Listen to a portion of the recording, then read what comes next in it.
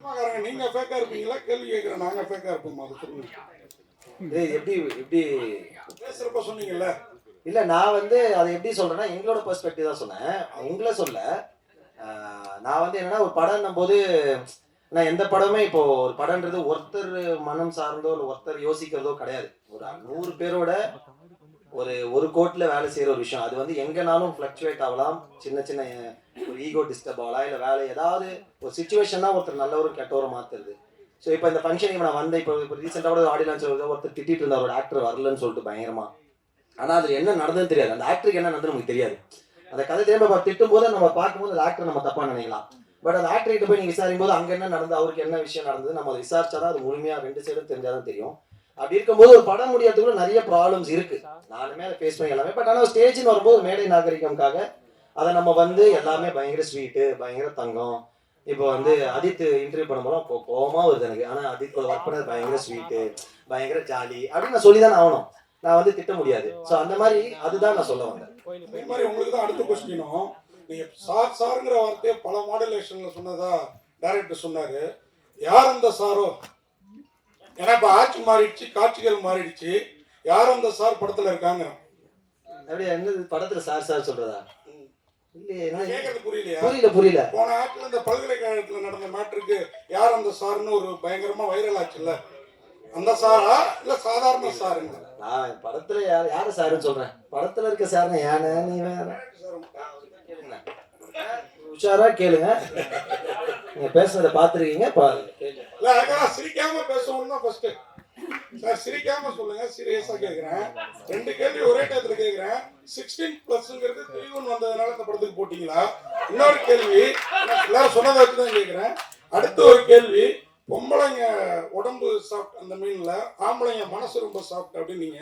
அது எந்த மீனிங்ல இந்த 2 டயலாக் வச்சு? இது 16+ங்கிறது ஒரு மர்டர் மிஸ்டேக்ங்கிறதுனாலே ஆட்டோமேட்டிக்கா அப்படிதான் கொடுக்குறாங்க. அதை நம்ம ஒன்றும் பண்ண முடியாது. சென்சராக தான் கேட்கணும், நீங்க எப்படி கொடுக்குறீங்கிறது. பெண்களோட சாஃப்ட், அதே மாதிரி ஆண்கள் மனசு சாஃப்ட்னு நான் சொல்லியிருக்கேன். பட் அது நீங்க வேற எந்த அர்த்தமும் கிடையாது. பெண்கள் எவ்வளவு சாஃப்டா இருக்கிறாங்கன்னா அவங்களுடைய கேரக்டர், அவங்களுடைய குணம் அப்படிங்கிறது மாதிரி தான் அது போகுது. ரொம்ப அமைதியானவங்க, ரொம்ப மென்மையானவங்க இல்ல, அது ஓட்டுறாங்க. அதெல்லாம் அதுக்கப்புறம் நடக்குது. அவங்க வீட்டுல இருக்கிற ஆண்கள் பெண்களா இருக்கிறதுனால. படம் சீரியஸ் சொன்னீங்க, சீரியஸா போவோம், டைலாகே இல்ல விதாத் சார் அப்படின்னு சொன்னீங்க. பட் ஆனா எல்லாமே மேடையில சிரிச்சுன்னு வேற இருக்காங்க. சீரியஸான விஷயத்த விதாத் சார் சொல்லி ஓடிடு மாட இந்த படம் அப்படின்லாம் கேட்டிருக்காரு. இதை எப்படி பாக்குறீங்க இந்த மேடையை? ரொம்ப ஜாலியா இருக்கு. இங்க எல்லாம் இந்த டீமே படம் முழுக்க அப்படிதான் இருந்தாங்க. அது இங்க அப்படியே கண்டினியூ ஆகுது. எனக்கு வித்தியாசம் தெரியல. இல்ல அவர் சொன்ன டைலாக் கூட உங்களுக்கு ஜாலியா தான் இருந்துக்கிட்டா? இந்த படம் ஓடிடுமாடா அப்படின்னு கேட்டாரு. அப்போ இல்ல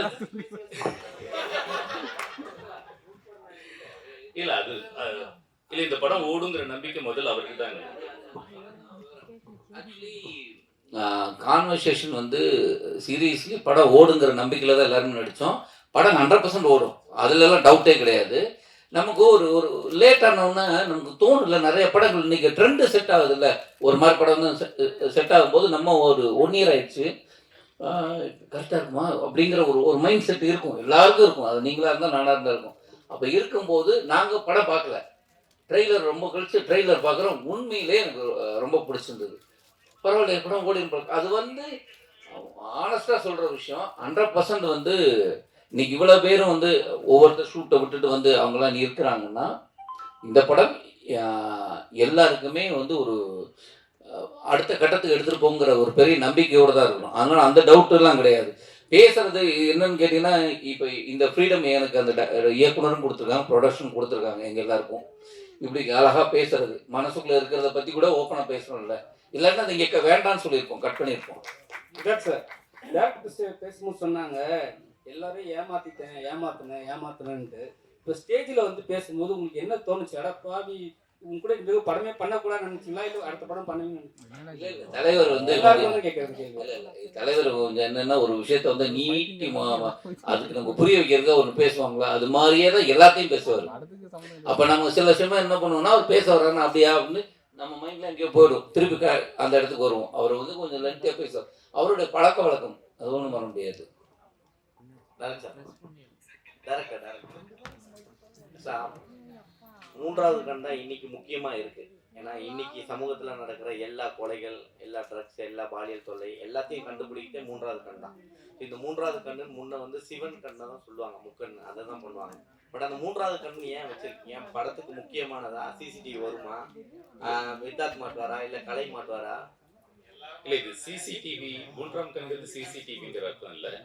மூன்றாம் கண்கிறது நெற்றிக்கன்னா அறிவு சார்ந்த ஒரு விஷயம் சொல்லப்படுது. ஸோ இந்த படம் வந்து கொஞ்சம் இன்டெலிஜென்ஸ் பிளே இருக்கிறதுனால அந்த பேர் பொருத்தமானதான் நினைக்கிறேன். அவ்வளவுதான். அப்புறம் சார் சொல்லுங்க சொல்லுங்க சார். சொல்லிட்டு இல்லை, படத்தோட கிளைமாக்ஸ்ல யார் கொலையாளி எப்படி நீங்க தான் சொல்லணும்னு சொன்னீங்க. படத்துல விஷயத்துல என்ன பண்ணிருக்கீங்க? அப்படி அந்த இடத்துல விட்டீங்களா இல்லை நாங்கள் சொல்லணும்? இல்லை சார், இது வந்து ஒரு எல்லா படங்களுமே வந்து ஒரு ரசிகர்கள் வந்து படம் பார்ப்பாங்க. படம் பார்த்துட்டு அவங்க படம் முடிஞ்சிச்சுன்னு வெளியில போயிடுவாங்க இல்லையா? ஸோ அவங்க ஒரு ரசிகராகவே இருக்காங்க. பட் நிறைய படங்கள் அவங்க ஏகப்பட்ட படங்கள் பார்த்துருக்காங்க, ஏகப்பட்ட புக்ஸ் படிச்சிருக்காங்க, ஏகப்பட்ட விஷயங்கள் அவங்க கற்றுட்டு இருக்காங்க. அப்படிங்கும்போது அவங்களுக்குலாம் ஒரு அறிவு இருக்கும், ஒரு நாலேஜ். அதாவது அறிவுங்கிறது நாலேஜ். நான் சொல்றது இந்த சினிமா பார்த்து சினிமா எப்படி இருக்கு அப்படிங்கிற ஒரு விஷயம். அதே மாதிரி ஒரு மர்டர் நடந்துச்சுன்னா அந்த விஷயங்கள் எப்படி நடந்திருக்குங்கிற அந்த அனலைஸ் பண்ணக்கூடிய திறன் இதெல்லாமே ஜனங்கள்கிட்ட இருக்கு நான் நம்புறேன். ஸோ ஒவ்வொரு விஷயம் நடக்கும்போது ஒரு படம் பார்க்கும்போதே கூட ஒரு மர்டர் மிஸ்ட்ரி சினிமா அவங்க பார்க்குறாங்கன்னா இவன் கில்லராக இருப்பான் அப்படிங்கிற மாதிரி ஒரு அசம்ஷன் அவங்க பேசிட்டு இருப்பாங்க. ஆல்மோஸ்ட் சில பேர் இது சரியா இருக்கும், சில பேர் இது மிஸ் ஆகும். ஸோ அந்த மாதிரி இருக்கும்போது அவங்க அதை பற்றி திங்க் பண்ணுறாங்க இல்லையா? அது நம்ம ஒரு படத்தில் ஒரு கதாபாத்திரம் வந்து அது கிளைமாக்ஸ் சொல்லிடுச்சு அப்படிங்கும்போது அவங்க ஒரு போவாங்க. பட் இதை ஒரு டிஃப்ரெண்ட்டாக அந்த ஆடியன்ஸே சொன்னால் எப்படி இருக்கும், ஆடியன்ஸ் ஒரு ஹீரோ ஆக்குனா எப்படி இருக்கும், படம் பார்க்கறது மட்டும் இல்லாம அவங்களே ஒரு கதாபாத்திரம் உள்ளார வந்து ஒரு போலீஸா உள்ளார வந்து இந்த உண்மையான கில்லரை நீங்க கண்டுபிடிச்சு சொன்னீங்கன்னா ரொம்ப நல்லா இருக்கும் அப்படிங்கிற ஒரு இன்டென்ஷன் இருந்தது. அப்படி ஒரு ஐடியா தோணுச்சு. அதுதான் அதான் அப்பதான் ஆடியன்ஸ் தான் மூன்றாவது கண் அப்படின்னா கண்டிப்பா சார். அது ஒரு கேள்வி. அப்புறம் டைரக்டர் மூன்றாவது கண்ணு வச்சிருக்கீங்க, மூன்றாம் கண்ணில் 3 புள்ளிலாம் இருக்குது. ப்ரொடியூசர் சார் 1 லட்ச ரூபா பரிசுன்னு அறிவிச்சிருக்கீங்க. ஒரு 3 லட்ச ரூபா அறிவிச்சு ஒரு 3 பேருக்கு பிரிச்சு கொடுக்கலாம்ல, யார் கண்டுபிடிக்கிற ரசிகர்களுக்கு. மூன்றாம் கண் இதெல்லாம்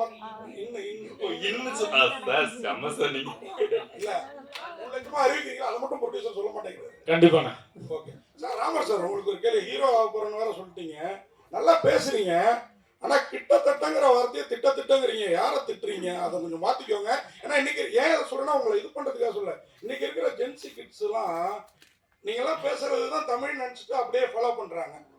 ஸோ அந்த மாதிரி பேசுறப்போ கொஞ்சம் மாத்திங்க. யூடியூபர்னு வேற சொன்னாங்க. அதனால கண்டிப்பா உங்களுக்கு வந்து சிவனோட அருள் உண்டு. நன்றி சார், நன்றி சார்.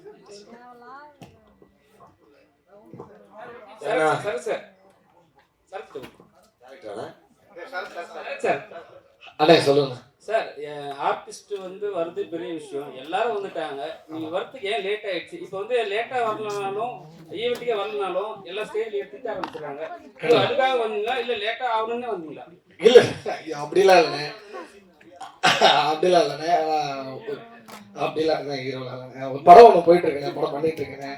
அங்கே வந்து நான் வந்து ஐயா இந்த மாதிரி ஒரு நிகழ்ச்சி இருக்கு, நான் போயிட்டு வரேன்னு சொல்லிட்டு வண்டலூர்லேருந்து கிளம்பி இங்கே வந்திருக்கேன். நான் டைம் ஆயிடுச்சு. நான் இன்னும் கேட்டால் நான் வந்து வண்டலூர்லேருந்து காரில் வந்து வீட்டுக்கு வந்து ட்ரெஸ் எடுத்துட்டு அங்கேருந்து பைக்கில் தான் இங்கே